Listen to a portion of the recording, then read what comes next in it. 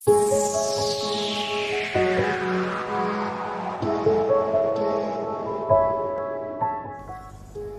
menarik perhatian konsumen, pengrajin tahu di Kampung Kebon Kelapa, Desa Cimandala, Kecamatan Sukaraja, Kabupaten Bogor, kini tampil beda. Selain rasa tahunya yang gurih, para pegawainya juga mengenakan pakaian jas dan dasi sehingga gaya ini viral di media sosial.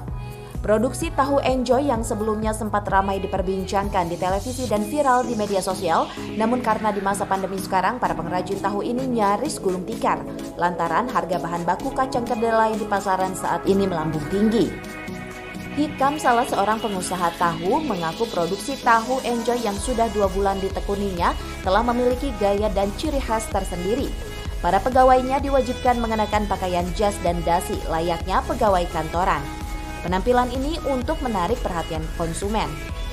Hikam menceritakan sebelum dirinya menjadi pengusaha tahu, ia juga pernah bekerja sebagai pembuat tahu dengan orang lain. Lantaran tertarik dengan omset penghasilan yang cukup tinggi, ia pun mencoba membuka usahanya sendiri hingga sekarang. Ini gimana Mas Hikam?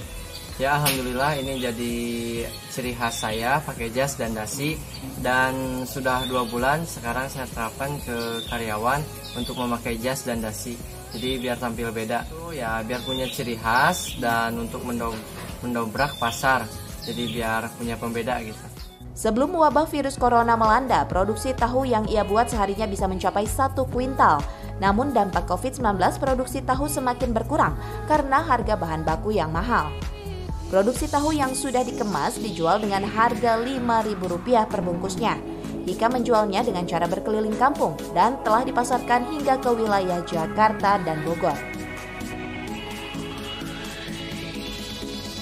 Dari Sukaraja, Kabupaten Bogor, Suhanda Abrizi melaporkan.